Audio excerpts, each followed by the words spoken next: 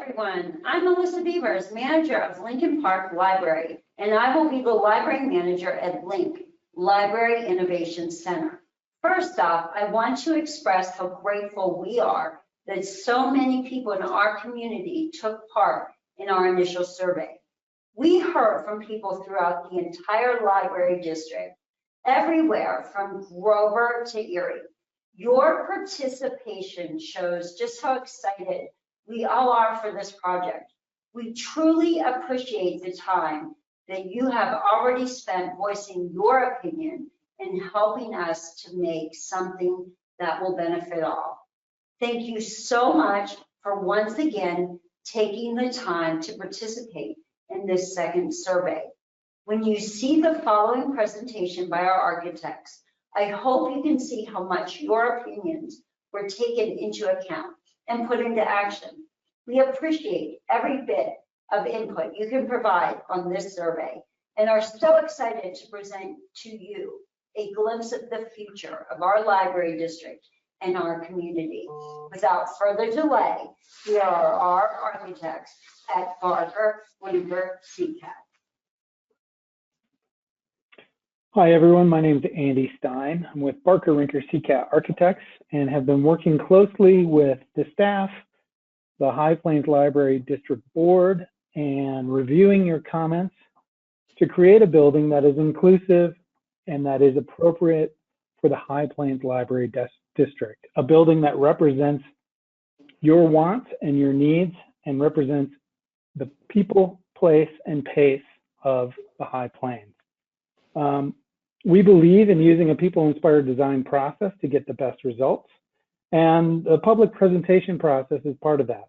Unfortunately, we cannot meet face-to-face, but we're happy to put this presentation together and present it to you, and we're hoping to hear as much feedback as we can to make sure that we are still realizing your hopes and dreams. Our schedule. We first met and had a public presentation a handful of weeks ago. That was during the program verification, when we were asking what you want to be part of, what spaces do you want part of your library. We then took this information and we went into schematic design and started to put this into a building, making it a plan and making it an elevation and making it three-dimensional. We are now in design development and we're furthering the design of this space and want to present the results of that schematic design to you. So again, we noted that the first presentation and survey was during the program design, and now we're in plan, site, and elevations. In spring, we will have a final presentation that presents the final design of the building. I want to recap the survey from the survey results that we got from all of you. We got over 2,800 survey results, which is fantastic. We asked a handful of questions about the types of spaces and programming you wanted to see in the library. So the first question was, what traditional library spaces did you want to see? And we'll go through the top three of each. This was fireplace lounge space, children's space, and a cafe-style reading room. So not a quiet space, but a public gathering space. We asked, what are your top three teen spaces? Number one was study rooms. Number two was collaboration space. Number three was physically separated space. We asked, what were your top three community or multi-purpose spaces? Number one was event space, flexible seating and tables. Number two was small group collaboration spaces. And number three was large collaborative workspaces. We asked the top three innovation spaces. The results were number one, arts and crafts spaces. Number two, STEM, science, technology, engineering, math lab spaces. And number three was a children's museum or an interactive children's space. Finally, we asked about outdoor spaces, and we heard number one, covered patio. Number two, quiet reflective space for reading. And number three, outdoor seating. A summary of the programs and spaces that we're offering is on the slide now. Feel free to pause this presentation and run through it. So how do we begin to design a building that is specific to the people, place, and pace of the High Plains Library District. Part of that process was asking you what was important to you about the people, place, and pace of the High Plains Library District. And we took those results and we took our conversations with staff and with the High Plains Library District Board, and we came up with 3 main design threads. And the design threads will be woven into this project from what it looks like to how it's used to how you move through the spaces. The 3 main design threads are discovery, transformation, and confluence. And a couple other ideas that are woven into this are the importance of water to the district through irrigation and rivers, and the High Plains landscape, how the High Plains differs from the mountains and making it uniquely High Plains. Let's walk through the site. The site is in the old Greeley Tribune building on 8th Ave and 6th Street. It is across the street from WeldWorks Brewing, just to help orient you. The 2 dots that show up there are the main entries. The dot on the right is the main entry on the east side of the building. The dot on the left is the west side entry.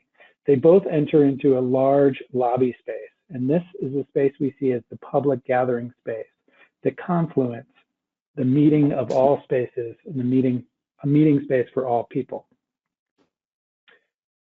The dot near number 2 is a book drop-off drive aisle, so you can access a book drop-off via your car. And then we've started to develop outdoor spaces that are specific to the programs inside. The highlighted space there is the Children's Amphitheater and Children's Garden, a space that is connected to the Children's Library and can be used for outdoor story time, events, movies, even theater. The highlighted space on the lower left is the Outdoor Events Plaza, which is connected to the event space, which will allow indoor-outdoor events and a multitude of functions. It will also have some seating. And then finally, we have an Innovation Plaza, which is connected to the Innovation Hall, which will allow innovation-type programs to spill out to the outside for water events, for working on projects outside, and again, a multitude of uses. What's this building look like in plan? So this is a plan view of the building. We're looking at it from above. And we're going to run through a few of the spaces that we heard were very important to the public based on the survey results. So highlighted up top is the events hall. The event hall, again, is connected to the outdoor event plaza and can be used for a multitude of different program ideas. It can be separated into 2 spaces, or it can be opened up and used for events. The space highlighted in the middle is arts and crafts. This is a specific arts and craft room, and there will also be other arts and crafts rooms incorporated throughout the Innovation Center. The highlighted box here is the children's library that is connected to the outdoor children's garden, and the teen space is in orange.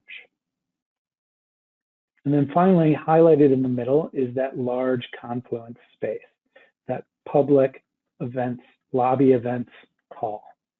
It is anchored with a large grand staircase that also has bleacher seating, so you can have informal events of speakers, movies, classes, or even music. We see this being the hub and the heartbeat of the building. Upstairs is where we have the Children's Museum. We also have a couple of classrooms that look to the west in the mountain views.